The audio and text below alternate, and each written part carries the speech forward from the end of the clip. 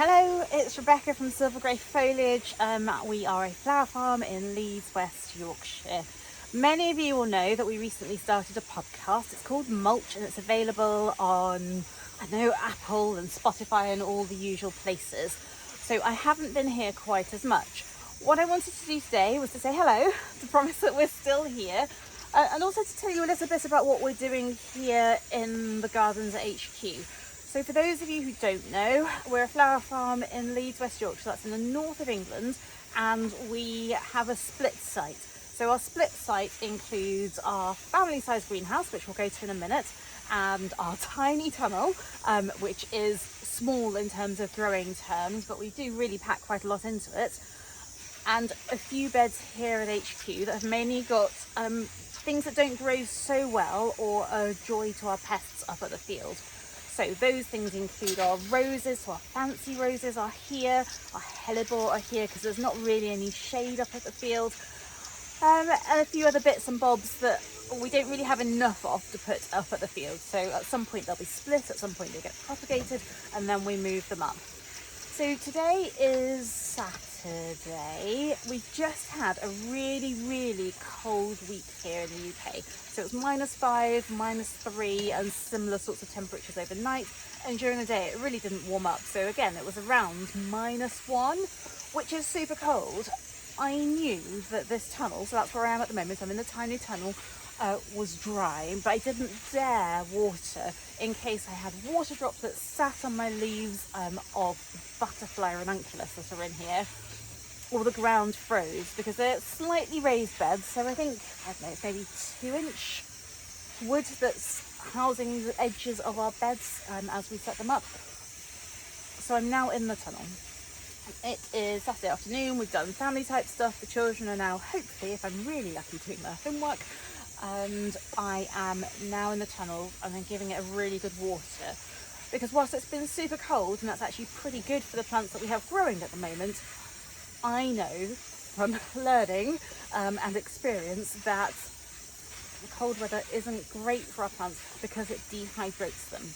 So now that it's warmer, and I know it's going to be at least 5 degrees overnight, it's 3 degrees tomorrow, it's 4 degrees the day after that, I am watering, because I don't want my plants to have survived that freezing cold and then to wither away because they're dehydrated afterwards. So that's what I'm doing at the moment. So we're in the tiny tunnel. I'm just watering with a hose. We do have water butts, we have lots of water butts, but we save those for slightly later, so early spring. We start using those, and also this is quite a big job. So what I don't want to be doing is wasting 3 hours tripping backwards and forwards to the water butts, because there's lots of things to get done this afternoon whilst it's a bit warmer. So in the tunnel at the moment, we have butterfly ranunculus, and we've got these. So these are going into their second year. Let me see if I can just move this down so that you can see. So these over here are some perennial what's? I'm just going to think about that. Perennial what's? Yes. So as you can tell, I sometimes have a little bit of trouble with my memory. So they are perennial stocks, I've remembered, and they're a lovely white colour. This one's called Pillowtalk, and it grows really nicely. It's the second year that we'll be doing them. You can see, if I pop it down a little bit, that they've actually they've flowered all the way through the winter, not particularly proliferously, but they definitely produce flowers, and they smell so lovely. So as I move back on this right hand side, I'm now watering a few more butterfly ranunculus. We've got more outside than more on this left hand side. And then when Gemma and I were in the field, so Gemma works with us on a Wednesday, and we weren't in the field at all, we were in here on Wednesday because it was too cold and the field was like an ice rink.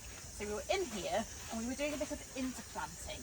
So I've popped in some Schultz here and some poppies.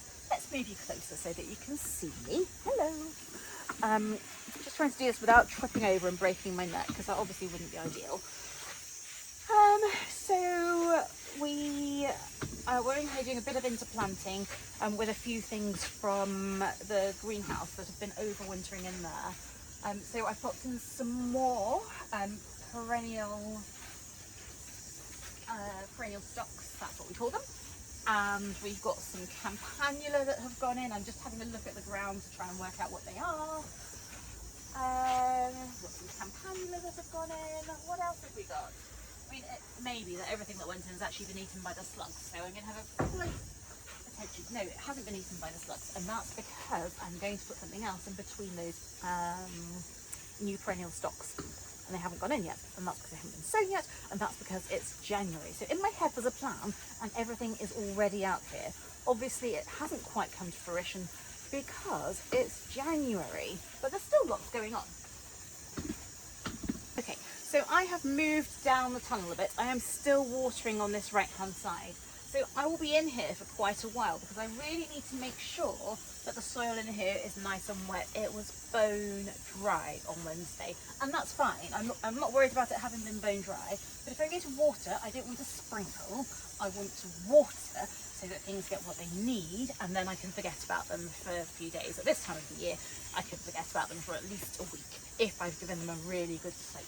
So that's what I'm doing. I'm giving everything a really, really good water, which is another reason why I'm not using a watering can and our water butts. So if I just want to water a few things, then that's absolutely fine. But it will just take too long, and that's a bit of a waste of time. So really good soak in here on this right hand side. I'm going to go back up again. And then on this left hand side, I have given Gemma permission when this drives me insane to remind me that it was my silly idea.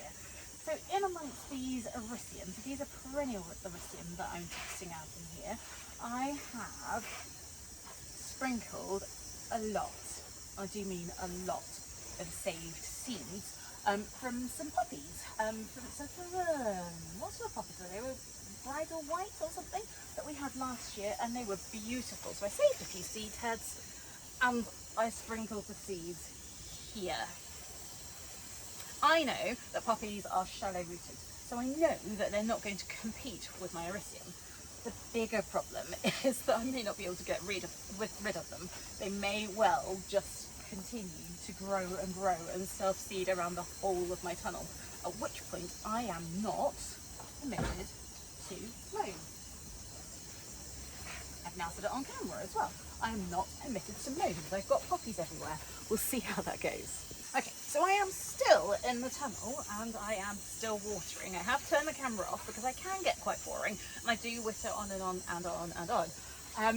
But I was just thinking about the other things that I water at this time of the year. Now you may think it's a little bit odd. It's January. Why am I watering? Well, we grow our tulips. We grow thousands of tulips, but we grow all of our tulips in crates. Now, whether they were in the ground or in crates, I water at this time of year. I don't feed.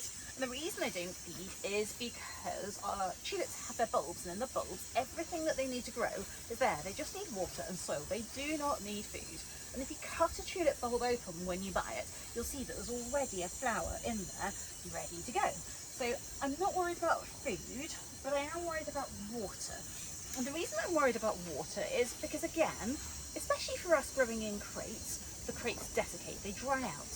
And we don't want that. We want it to be nice and wet, so there's plenty of water to help turn that food inside the bulb into a beautiful stem and flower. So we grow stunning tulips. Some of our tulips went to the king last year for his coronation. I'm very proud of that. Anyway, more importantly, it's really important to water your tulips if you haven't been doing, so that they get lovely stems and lovely bloom sizes. So our tulips aren't like the ones that you can grow in or buy in the supermarket. They've got gorgeous, long, sturdy stems, lovely, lovely, voluptuous bulbs, and most of them, I'm just checking behind me so I'm not watering the ground on the path rather than my beds. You can see that I've been watering for ages and I still don't have any waterlogging. It's just so dry. Anyway, back to the tulips. Lovely long stem, lovely big bloom. They need water and plenty of it. So we water our tulips at this sort of time of the year because the ground dries out. We haven't had that much rain here in Leeds, and when we have, it certainly hasn't penetrated down to the bottom of Tulip Towers. I think I've shown you Tulip Towers. Maybe I'll do that next. So it hasn't kind of filtered down to the bottom is the first thing to say. And the second thing to say is that even if it had, it's been incredibly windy. And because it's been windy, that also dries out the compost and soil that they're in. So it's really important that we make sure that we give them a really, really good water.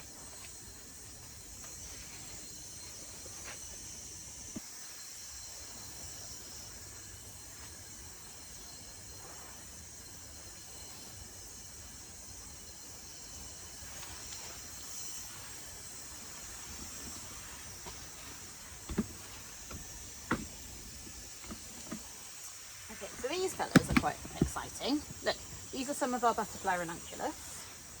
You can also see some standard ranunculus popping in that we evidently didn't completely weed out or pull out last year. So there's some of those popping up in the midst as well. They look super happy, don't they? So we planted these. I soaked them in water. Let me show you me. I mean, watching the water must be quite dull. So I soaked these in September maybe, last autumn. I put them directly into the ground. Now I put them directly into the ground, inside in our tunnel, and also outside in one of the beds. It's a bit of a risk. I didn't pre-sprout them. It's a bit of a risk because they're quite an expensive product. I'm super excited about them. They're lovely kind of peaches and coffees. So wonderful for weddings, wonderful for our florists, wonderful for our DIY weddings as well. But what I didn't do is pre-sprout them, so it is a bit of a risk because the squirrels might have got at them. I'm touching lots of wood, I'm very grateful that they didn't. And mice might have had a lovely feast, but again, touching lots of wood, I'm very grateful that they didn't either. So they've all come up beautifully. I think actually next door's cats have been helping us out a little bit. I'm not terribly fond of cats, but if they get rid of our kind of mice that last year did definitely cause some trouble, I might send them an Easter present, like mouse chocolate, not mouse chocolate, mouse-shaped chocolate for cats. I digress. Anyway, butterfly ranunculus, new for us. I just shoved them in, which is pretty much what I do with most ranunculus. The difference being the ones that have gone up at the field, and that is most of them. At the moment there's I think 1,500 up at the field, and in the bathroom at the moment, yes, in the bathroom, I have the last batch pre-sprouting, and now that the ground has softened up a bit, I'll be getting those in maybe tomorrow, maybe this week, but there's several hundred in the bathroom to go in. So we're going big on ranunculus this year. I really hope you like them with their lovely ruffly petals, otherwise I'm going to have a lot of ranunculus. Yes, anyway, back to these butterfly ranunculus. They went straight in the ground. It's a risk because they're quite expensive, but I really wanted to grow them this year. And also, I like a low-fat project. So I essentially put them in as a trial to see whether we could get away with looking after them in the same way here as we do up at the field. And the answer, apparently, is yes. Now, what I meant to be telling you, and I totally forgot, was that they came up at a slightly different time each. So butterfly ranunculus are supposed to be perennial. You are in theory allowed to leave them in the ground and they will come back up the following year. I'm not convinced that we're going to do that, and that feels a bit too risky for me. But the important thing about that is that perennials, say you sow seeds for perennials, they come up one by one. They don't all come up at the same time. Whereas when you sow annuals, you can pretty much guarantee that if you sow them all on day 1, they will all start to germinate on day 7 or day 10. It's much less of a steady process, but perennials kind of pop up, and another one, which is why in some ways they're harder to grow from seed, but in some ways they're more rewarding. And the reason they're more rewarding is because you get to see them evolve over time and grow, and they last an awful lot longer. So if there's anyone out there with tips on their butterfly ranunculus in terms of what they do, anybody with tips on whether or not we should leave them in the ground, which to be fair we probably won't, because we have a tiny tunnel, and that tiny tunnel is premium growing space, and given that it's premium growing space, once things are flowered they are likely to be dug up. Well, the thing things like corns will be dug up and saved for next year. I am still watering. Okay, so I am still watering. I'm still at the back end of the tunnel.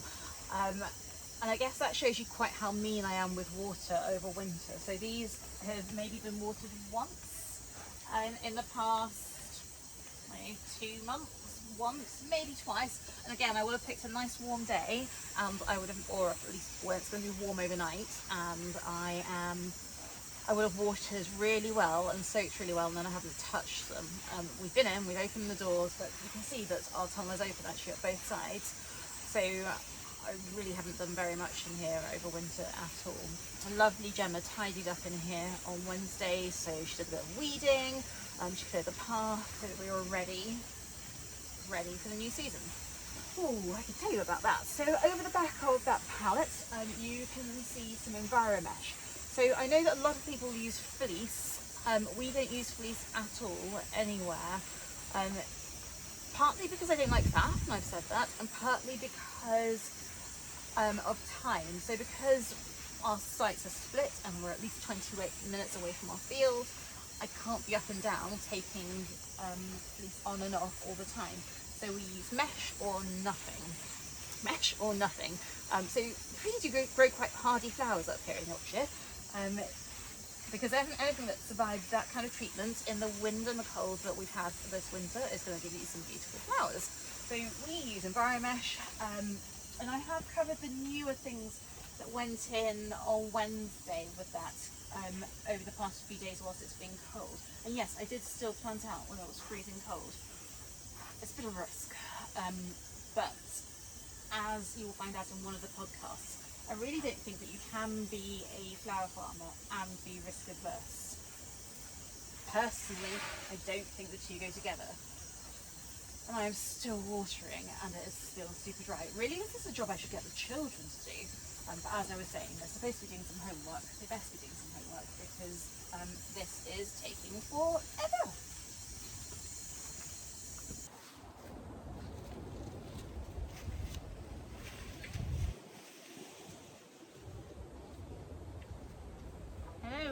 I am back. Okay, so I said I was watering and I am watering. So you can see here, watering some more I should say.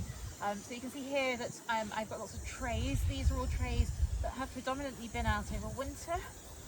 Some of them have got small plants in, some of them do not. Some of them had small plants when they came out here already and they've overwintered outside, which is a bit mean.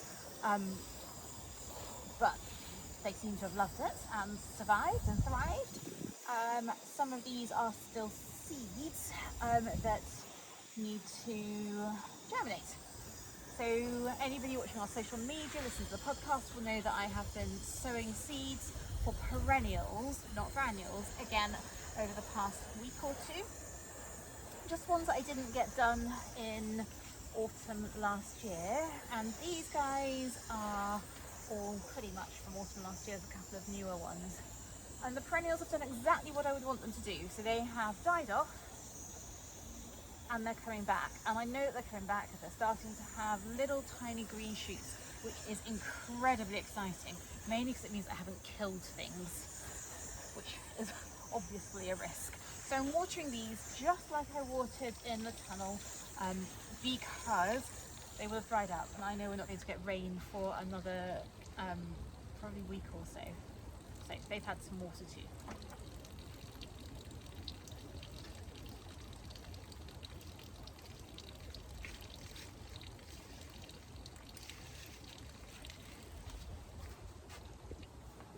Hello. So since I saw you last, I've been brought a cup of tea, which is lovely, in a chicken mug. I quite like a chicken. And I've made it as far as the greenhouse. And the greenhouse does not need watering. I watered it a week or so ago, and that was the first time since the beginning of December. So I really am quite mean with water, but that's because I've learned and made the mistake of over-watering over winter, having things rot, die off, go mouldy, freeze and not repair themselves. So the things that are outside have frozen, but they've been okay because they're supposed to be pretty hardy. And I've really tested that on them when they're tiny, which obviously isn't something that I should recommend, but they've survived and they're happy, so we will do it again. The things that are in here now are mainly, so you can see over here it looks like we're really productive and like we're sowing. I am not sowing seeds in the greenhouse at the moment. These seeds are all seeds that have been outside over winter. So they've been in these trays outside over winter to vernalise. They are all perennials. So expansion of perennial availability is something that we're working on all the time. We do buy things, we do propagate things, and we grow from seed. And some of the seeds are saved seed and from plants that are really from perennials that we have in the field that are too small for us to propagate from. In terms of root cuttings or softwood and stuff like that. So we just cut the flowers and we left them, and we left a couple of flowers so that we could take the seeds. Some of these are bought seeds, and we brought them inside a week ago. They were outside all winter, so they were already cold and wet.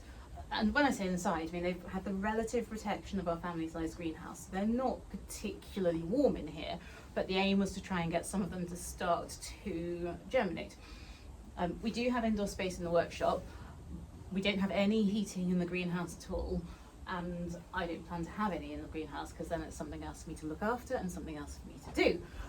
So these haven't been protected at all. Once they're in here, we don't fleece in here, we don't put mesh on in here. They've got the greenhouse doors and windows, and that is it.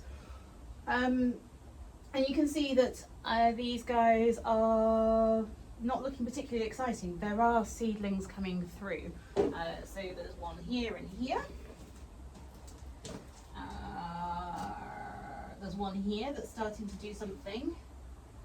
And so on. I mean, it's very boring pointing out tiny little green specks. It's not boring at all to me, but it might well be very boring for you. So I'm not going to go on and harp on about that too much. Up on the top shelf, you can see that we have got cuttings. So these are cuttings that actually spent a lot of the winter in the propagator. They're looking lovely and healthy. They've got buds on them. I know that they've got roots on them. Quite a few of them are probably ready for me to prick out. Not prick out, kind of separate into their own pots. I just haven't got around to it. So it will happen at some point. More things along the back that have been vernalising, along with a couple of hardy annuals that like the cold. So one of those has got mollicella in it. So that mollicella has been in the freezer and then it's been outside in the freezing cold, and I've brought it in to see if we can get those to germinate as well. I don't have a huge amount of success with mollicella, so this is a new technique for us to give a go. So freezer first all over summer and autumn. In autumn we put the seeds into the trays. They've been outside in the cold. I've brought them inside to see if I can get them to germinate successfully and predictably, because whilst I know that mollicella is supposed to be good from direct sowing, I find that really frustrating. One, because it's unpredictable. Two, because you end up with gaps. And three, because if you don't end up with gaps, you have to go back and thin things out, which is a real bore. So I don't want to be doing it. So there's a few things like that in here. And then the seeds at the top that don't necessarily have labels. Oh no, that one says helenium. So again, helenium is seeds that we've saved from our own plants. And there's some Rudbeckia in here as well that we've saved from our own plants and things like that. So not particularly exciting in here. What else is going on? So there are also some kind of little green trays, not many actually. So we sow our seeds in these if I'm going to prick them all out. And this evidently wasn't very successful last year, so I've ignored it. And it's looking a bit happier now. So this is a type of Campania persicofolia white. So this is some beautiful neat writing. This is my daughter's handwriting. If it was mine, no chance I'd be able to read it. Yes, and then I've stepped out of the way. If this will go down on the floor. We've got some hardy perennials that we bought for the field. They arrived this week. They probably would have been fine outside, but I put them in the tunnel not in the tunnel, in the greenhouse, for safekeeping more than anything else, and they're out of the way, and it means I won't trip over them. And also, I can't forget about them in amongst the piles of other pots that we have outside. All right, moving on. Okay, so we are starting to lose the light. It's a bit darker up here now, and I'm going to finish, but I wanted to show you Tulip Towers before I finish. So this is Tulip Towers, and I'll give you a proper view. I'll turn you around in a second and show you up and down and show you into some of these. I really hope that our florists and our customers like tulips, because there's rather a lot of them. We grow in crates. These are our crates, and they're on the decking outside our back door, and they've been here all winter. I mean, it's a bit of a sight for sore eyes, and I do feel a bit sorry for our neighbours, but it means that we can keep an eye on them, we can water them, they don't get dug up by squirrels or mice or voles or anything else at the field. And when it comes to spring, it means I don't have to carry them quite so far. So that's why we grow in crates.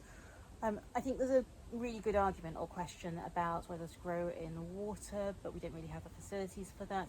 There's a really good argument about whether you need to cover your tulips with compost. We've had a bit of a trial of that over the winter to see whether it's necessary or not. I think there's a really good question about compost for the purposes of crating. So we do use new compost every year, but we put our compost then into compost bins with wood and other greenery and stuff, and the tulip bulbs, and we leave that to rot down, and we will not use that again for tulips, but we will put it on the rest of our beds. So we do recycle and reuse our compost, but we won't use it for tulips again. That's our process. It's a lot less back-breaking than trenching. Always happy to look for other methods, but for now, this is our third year, and each year we scaled up, and it works really well. All of these crates, by the way, are recycled crates. So the crates are crates that we've been given by businesses that are throwing them out, so there's nothing wrong with them at all. So I'm very happy to use that urban waste. So that is really enough. Let me just show you the tulips, and then I'll sign out. Okay, so these are our tulips. They're looking a bit dry, but on Nancy's list of jobs for tomorrow, we'll be getting these crates out because you can see that they're starting to get really quite tall inside, and we don't want them to grow into the roofs of the ones above. These have all been grown outside in Yorkshire. They haven't been in fridges. We haven't done anything extra fancy with them. We have just watered them and given them some mud. Very excited about them. Slightly anal. You'll be able to see that everyone has a tag on. They all actually have 2 tags, and they tell us what the variety is and how many are in the crate. That's just the way we roll. Sometimes we're actually not that anal about many things, but it's sometimes really helpful to know what you've got, especially when you're doing big orders for florists and stuff. So that is the tulips in Tulip Towers. Awesome, so that is me. It's Rebecca. I'm definitely losing the light. Here it is January, end of January 2024, 3rd week of January, like sometime around then, at HQ, just going through what's going on outside. I hope it's been helpful. I hope it's useful to see what's going on. Florists, if you're watching, I hope you're glad to see that you have flowers on the way. And yeah, signing out. We are Silver Grey Foliage if you're just joining us. My name's Rebecca, and I am a flower farmer amongst other things. Other ways to catch us are on Instagram, kind of every day, usually somewhere. We are on a podcast, new podcast, which is called Mulch, and that's available on Apple, Spotify, Audible, like all the major ones that I could work out how to use. What else? If you have enjoyed listening to this, watching it, learning from what we're up to at the moment, please click the link below and buy me a coffee. I'd be super grateful. Thank you.